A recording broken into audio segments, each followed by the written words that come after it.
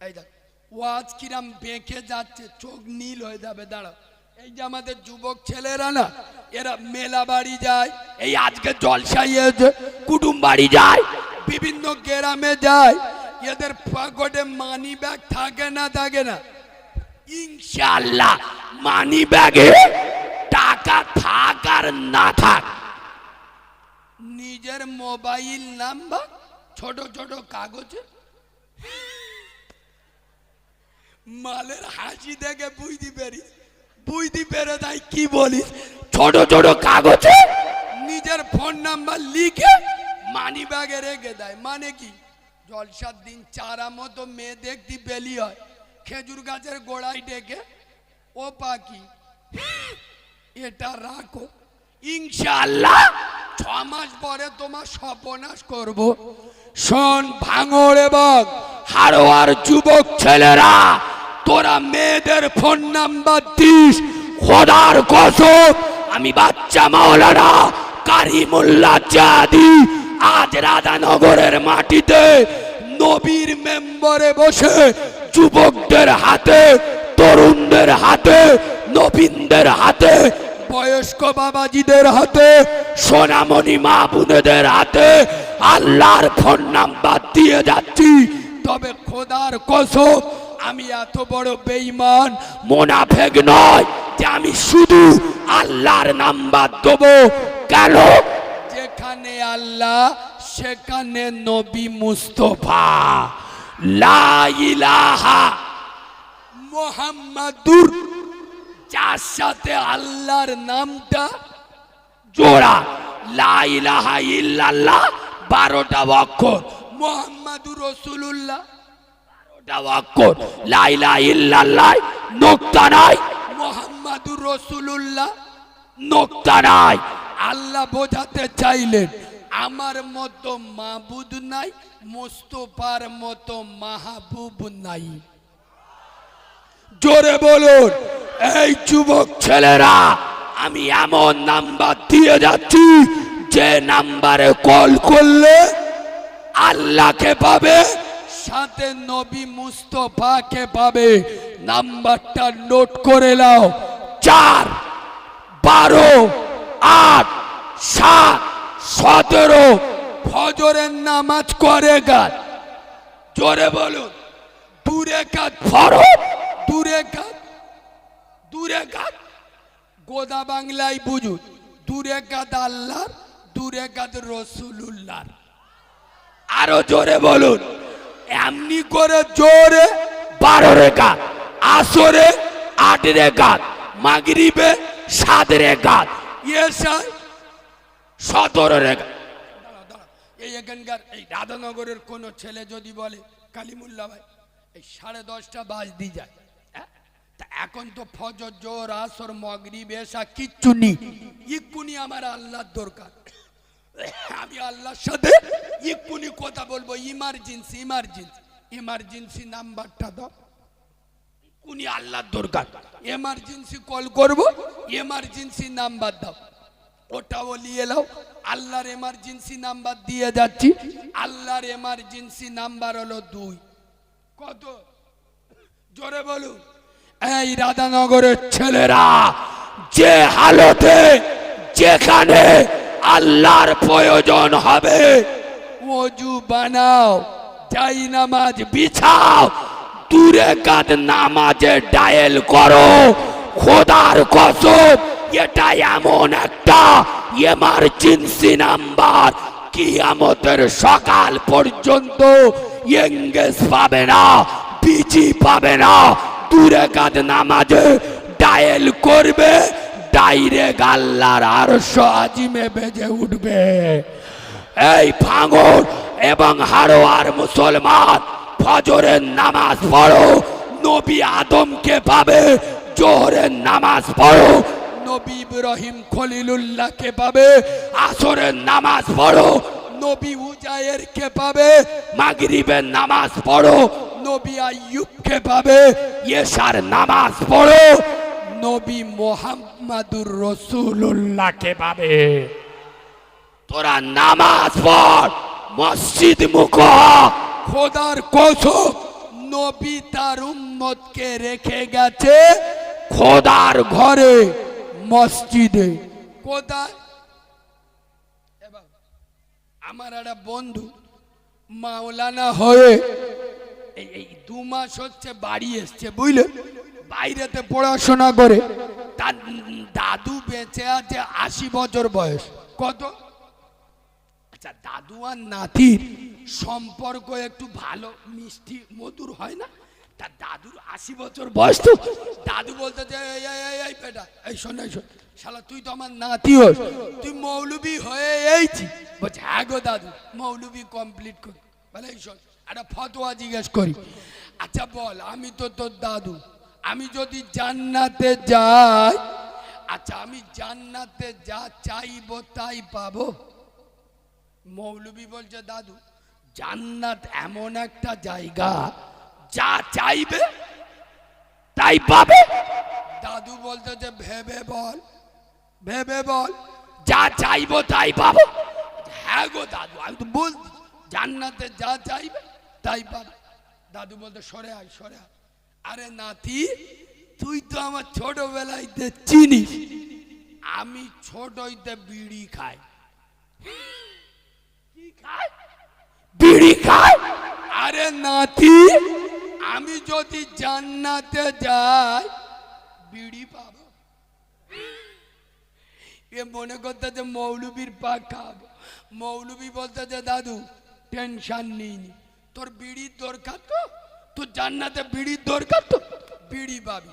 তবে শুনেলে জান্নাতে সব আছে, আগুন নি। কি নি? কথা বলে না। আর বিড়ি খেতে গেলে কি লাগবে? কথা বলে না।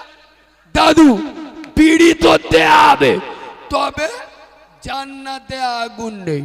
এখন তোর খেতে গেলে আগুন লাগবে, আগুন তো জান্নাতে পাবিনি, আগুন আছে জাহান্নামে। আগুন আছে কোথায়?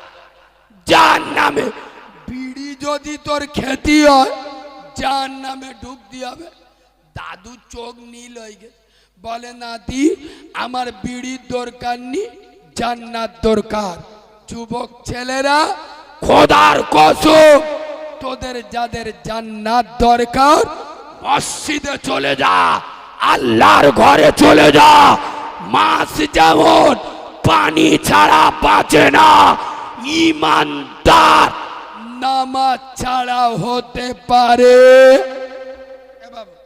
এখানে একটা ডেঞ্জারাস মশলা বলছি। পীরেদের পীর, বড় পীর বাবা মহিনুদ্দিন আব্দুল কাদের জিলানী হুজুর লিখে যাচ্ছেন, বেনামাজিকে মুসলমানদের কবরস্থানে দাফন দেবে না। কেন?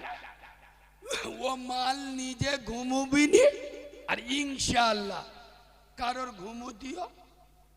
কথা বলে না। ডেঞ্জারাস মজলা বলছি, এ ওয়াজ শোনেননি? শোনেন।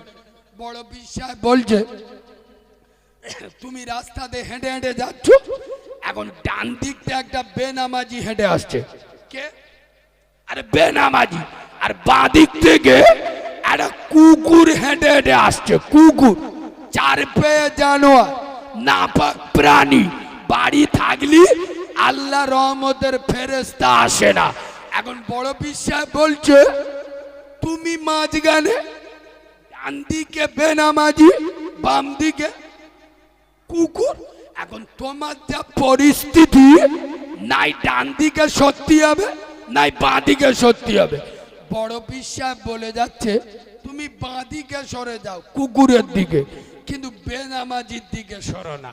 কারণ কুকুরের গায়ের দুর্গন্ধ যদি তোমার গায়ে লাগে, ধুইলে পাক হয়ে যাবে।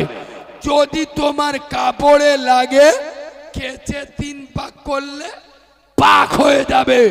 কিন্তু বেনামাজির দুর্গন্ধ যদি তোমার গায়ে লাগে, আমি আব্দুল কাদের জিলানী বলে যাচ্ছি, দুনিয়ার কোনো পানির ক্ষমতা নাই যে বেনামাজির দুর্গন্ধ তোমার গায়েতে ধুয়ে পাক করে দেবে।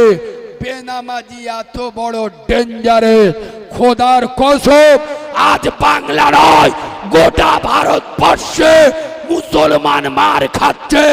খোদার কসম মুসলমানদের কাছে সব আছে, এদের কাছে সিজদা নাই, নামাজ নাই। যা সকালে দোকান খুলেছে, গ্রামের লোকেরা দুপুর বেলা গিয়ে জিজ্ঞেস করতে, ছেলেরা ও চাচা দোকানদারি কিরাম হলো? বলি শালা কার মুখ দেখেছি সকালতে বেচা কেনা হয়? ও শালা নিজে ফজরের নামাজ পড়ে, ওর থেকে খারাপ মুখ দুই নাই আর কারোর আছে? কথা বলে না আছে। ও বলতে যে কার মুখ দেখেছি সারাদিন বেচা কেনা ভালো হয়। এই আলেমদের উপস্থিতিতে আমি চ্যালেঞ্জে বলে যাচ্ছি, যদি কোনো আলেম বলে কারিমুল্লাহ গাছ জোরে বলে যে আমি নবীর মেম্বরে উঠবো না, শুনুন, যারা বিশেষ করে ফজরের নামাজ পড়ে না, কিসের নামাজ? ফজর নামাজ পড়ে না, এদের কানে শয়তান মুতে দেয়। কি করে? হ্যাঁ, এখানে আপনারা বলতে পারেন কালিমুল্লাহ ভাই আপনি যদি ভাষাটা এখানে এই মুতে দেয় না বলে আপনি যদি ভাষাটা বলেন যে যারা ফজরের নামাজ পড়ে না শয়তান ওদের কানে পেচ্ছাপ করে দেয়, যদি ভাষাটা এইরাম বলো তাহলে শুনতে কি সুন্দর লাগে। না কিন্তু না রে বাবা, আই তো ইচ্ছা গো বলি, কেন বলুন তো? ইয়ে তো আমি যদি বলি শয়তান কানে পেচাপ করে দেয়, এ মালগুলোর কানে ঢুকবে, এরা বলবে ও তো আমাদের ইমাম সাহেব প্রতি শুক্রবার গাব যাচ্ছে। এই যে আমি বললুম কানে মুতে দেয়, এদের যদি লজ্জা শরম থাকে, নিলজ্জ বেহায়া না হয়, তাহলে কালকে ফজরের নামাজ জোরে বলুন পড়বে। আচ্ছা, এখানে এতগুলো লোক বসে আছে, সত্য কথা বলুন, আমরা আল্লাহকে ভয় করি না? আচ্ছা, আমি একবার হাত তুলতে বলবো, তবে সবাই হাত তুলবেন না। যারা আল্লাহকে ভয় করে তারাই হাত তুলবেন, যারা আল্লাহকে ভয় করেন না তাদের হাত তুলতে হবে। কারা কারা আল্লাহকে ভয় করেন একটু হাত তুলুন তো। যারা যারা ভয় করেন তারা তোলো। আরে হাতটা একটু বড় করে তোলো না, ছোট করে তুলো, মানে মাল নির্দল, বেটা সাবাল মেয়ে সাবাল, একটু বড় করে তোলো। আচ্ছা, হাত ধরে দেখো, আমি এবার বলি শোনো, হাত বুঝে তুলোছো না বুঝে তুলোছো?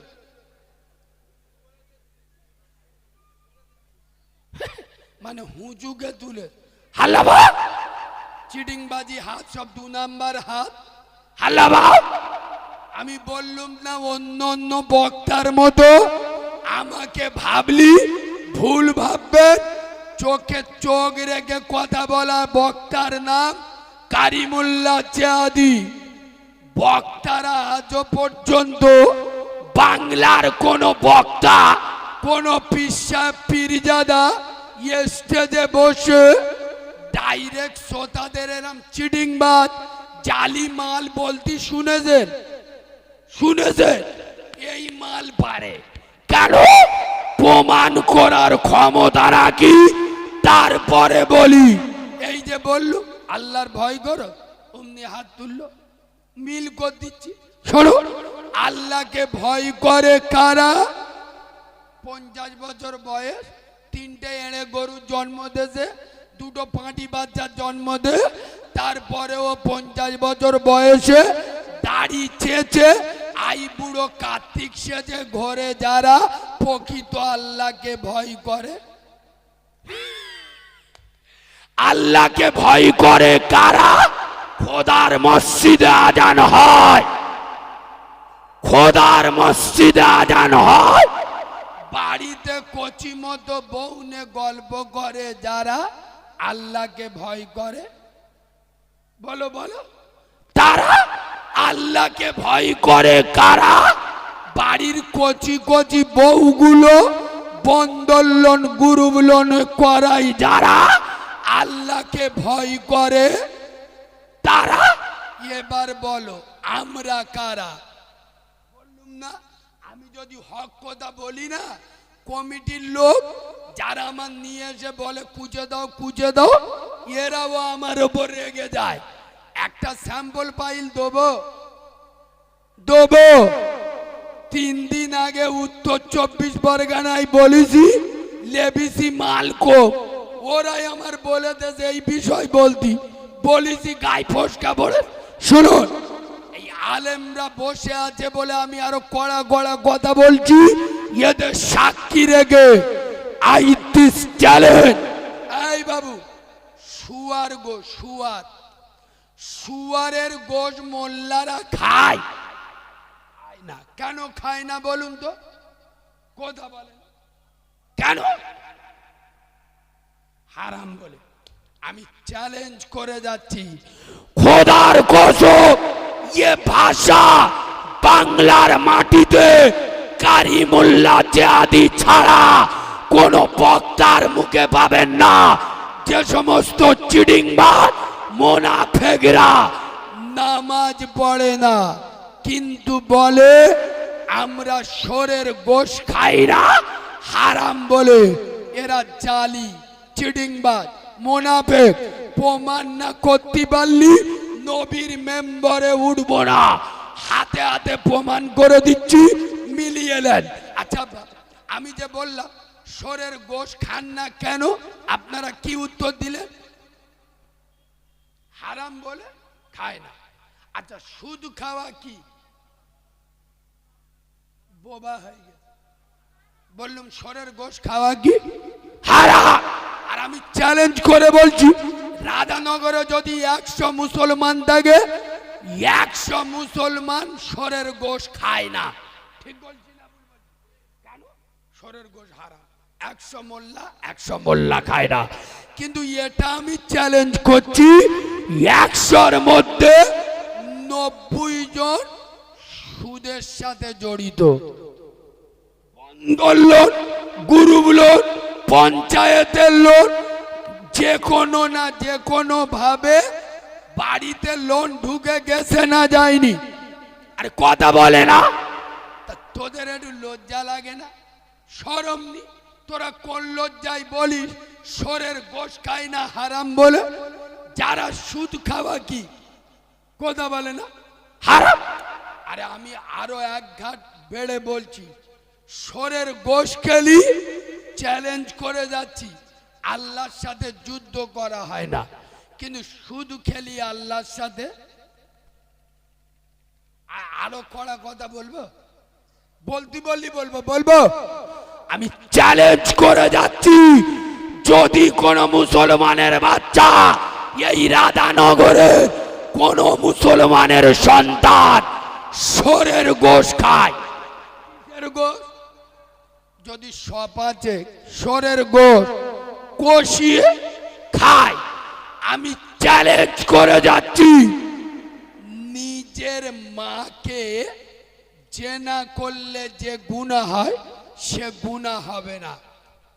আর একবার বলছি, ভালো করে শুনুন, যদি কোনো মুসলমানের ছেলে শোরের গোশ খায়, মার সাথে জেনা করার গুনাহ হবে না।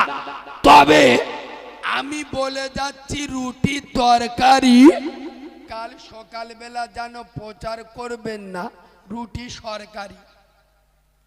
কাল সকালবেলা বলবে কারিমুল্লাহ জিহাদি বলে গেছে শোরের গোশ খেলি গুনাহ হয় না। আমি এরম বলেছি? কথা বলে না, এরম বলেছি শোরের গোশ খাওয়া হারাম। তা হারাম মাল খেলি গুনাহ হবে না? গুনাহ হবে, কিন্তু মাকে জেনা করার মতো এত বড় মাপের গুনাহ হবে। কিন্তু খোদার কসম, এখানে আলেমরা বসে আছে, চ্যালেঞ্জের সাথে বলে যাচ্ছি, রাসূলুল্লাহ বলে যাচ্ছেন, যারা সুদের টাকা খায়,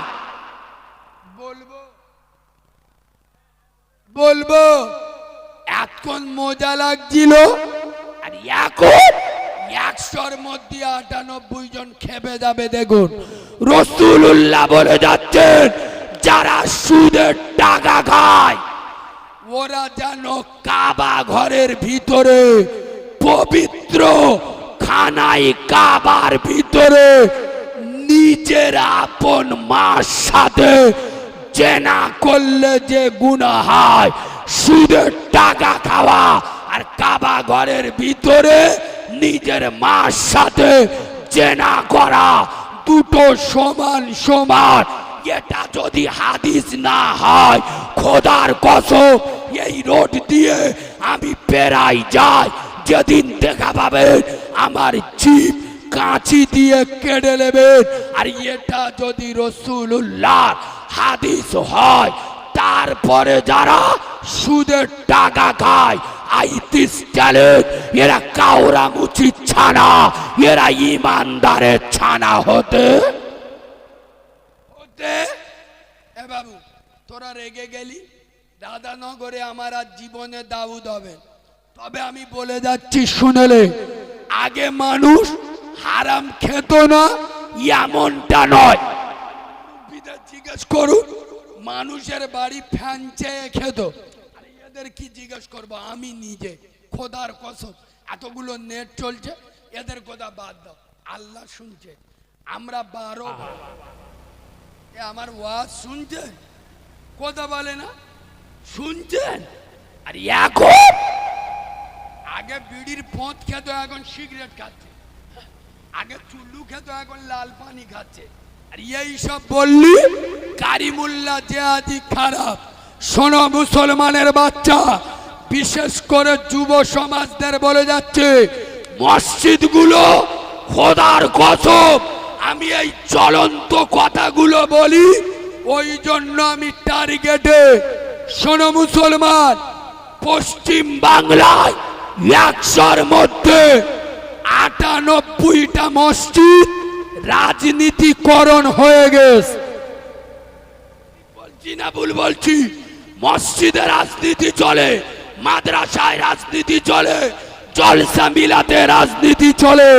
তোদের পায়ে ধরে বলে যাচ্ছি, মসজিদে যারা চেয়ারে নামাজ পড়ে বেশিরভাগ দেখবেন বয়স্ক লোক, আর বেশি দেখবেন হাজি সাহেব, দেখবেন গ্রামের মেম্বারের বাপ, পয়সাওয়ালার বাপ।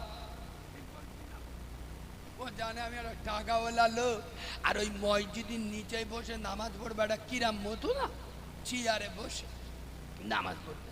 মানে চিটিংবাজি সব জায়গায় করে করে দিলটা 10 হাত হয়ে গেছে। আল্লাহর ঘরে গিয়ে ও চিটিংবাজি করছে। মসজিদে ইমাম কঠোর হবেন। আর আপনাদের বলে যাচ্ছি, ইমামদের স্বাধীনতা দেবে, বললি তো রেগে যাবে। জলসায় গেলি না বিভিন্ন জায়গায়, আমার হোয়াটসঅ্যাপে বলে দেয়, কালিমুল্লাহ ভাই ওই গ্রামের মসজিদে ইমাম 3 মাসের বেশি ঠেকে না। শুনে নাও, কোনো ছেলের যদি একটা বউ পালায় তখন নাই বোঝা যায় মেয়েটার দোষ। যদি 2টো বউ পালায় তখনও ধরে নিল মেয়েদের চরিত্র দোষ। যদি 10টা বিয়ে করে 10 জন বউ পালায়, তাহলে বুঝতে হবে মেয়েদের দোষ নয়, মদ্যটার রক্তের দোষ। এ হ্যাঁ না না, তা মসজিদে যদি বছরে 4টে ইমাম পাল্টায়, বুঝতে হবে মসজিদ কমিটি হারাম খদ্দের দোষ। ঠিক বলছি না ভুল বলছি? আলে খোদার কসম, প্রতিটা মসজিদের ইমামকে গ্রামের লোক স্বাধীনতা দাও, যে স্বাধীনভাবে মসজিদ চালাও। আমি চ্যালেঞ্জ করে যাচ্ছি, বছরে বছরে গ্রামে জলসা মিলাদ দিতে হবে। ওই একা গ্রামের চিত্র পাল্টে দেবে।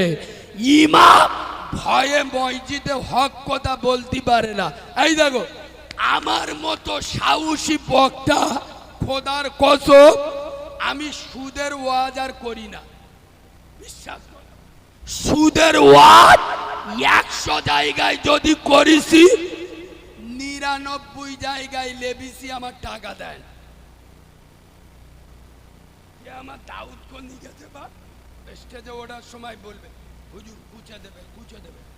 এবার যেই আমি কুচবো, ওর কচি মতো বউটা ভুঁড়ি বার বন্দোলন করে। আমি বন্দোলনের বিরুদ্ধে কাঁচা বাঁশ দিচ্ছি, ও শালার গায়ে লেগে গেছে। যেই লেবিসি ও আর সামনে আসবে, ও বলবে আমি দাওয়াত দিই, ও বলবে আমি দাওয়াত দিই। যারা আমার ডেকে নিয়ে অপমান করিস তোদের রক্তের দোষ আছে। কেন? তোরা ভালো করে জানিস কারিমুল্লাহ জেহাদি কি ওয়াজ করে। তোরা তারপরে আমার ডেকে আমার উপরে কম মিটুস কেন? বুঝতে পেরেছ? ইশারাই বুঝেল। গরমটা ধরতে পারে না, নরমটা ধরে। ইশারাই জ্ঞানী বোঝে, মূর্খ বোঝে কিলে। একেবারে ছাগল বোঝে দু চার গা। কিছু কিছু কোথায় অ্যাঙ্গেলে কথা বাজে। আর একটু বলবো না, ছেড়ে দেবো। কি বলছো? সে আমার বাবাজিটা কই?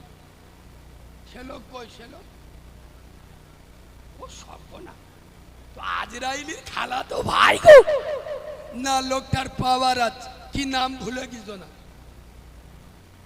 বেচারা। আমি এসছি বলছি আপনি আপনার মতো বলবেন, আল্লাহ ওকে ওমরের মতো কবুল করুন। বলেন আল্লাহুম্মা আমিন। এরম লোক সমাজে থাকার দরকার আছে না নাই? আর একটু বলবো না বলবো নি? একবার তকবীর দেবো, সবাই দিদি বললি দেবো, নইলি দেবো। দেবো? দাও না। নারী থাকবি। আর ভুল হয়ে আল্লাহর কিরে মাফ কর দেন। আর জীবনে তকবীর দিদি বলবো নি, আওয়াজ দেশ দাদা যেন পাদলা হাগা হয়। বললি এক্ষুনি রেগে যাবে। এই সামনে 26-এর ভোট আসছে তো, মোল্লারা পার্টির মিশুলি বেরুলি আল্লাহর কিরে বাপ শয়তানও চিনতে পারে না। এক হাতে ঝান্ডা, এক হাতে বাংলা। ইনকিলাব জিন্দাবাদ, আমরা খাবো তোমরা বাদ। যদি করো প্রতিবাদ ধরে থাকবে মুন্ডু। ও মুখস্থ? আচ্ছা, এমন তকবীর দেন মোনাফেকদের চোখ নীল হয়ে যায়। আজকের এই রাধানগরে একটা ইতিহাসের জন্ম দেন না, একটা ইতিহাস সৃষ্টি হোক। এই বাবু একবার মরণ তকবীর দেন। কি তকবীর? কি তকবীর? মরণ তকবীর বোঝো? আমি যে নারাই তকবীর বলবো এমন জোরে আল্লাহু আকবার বলবে টুটি ফেটে মরে যাবে, কবরে যাবে। ফেরেশতা এসে বলতেছে ওট ওট ওট মান রব্বুকা। এ বলতেছে ও মান রব্বুকা সব বুঝি নে জানি নে, এক্ষুনি আল্লাহ বলতে গিয়ে টুটি ফেটে মরি গেছে। এইরাম আওয়াজ দেবে এই যুবকরা? দেবে? দেবে? কই দাও না। নারী তাকবীর হয়। আচ্ছা, যারা বসে আছেন আপনারা চুপ করে থাকুন। শুধু যারা দাঁড়িয়ে আছে সব তরুণ ছেলেরা, এদের বাসটা একবার পরীক্ষা করে নি। বসা লোক চুপ থাকুন, শুধু দাঁড়ানো লোক তাকবীর দেন। নারী তাকবীর।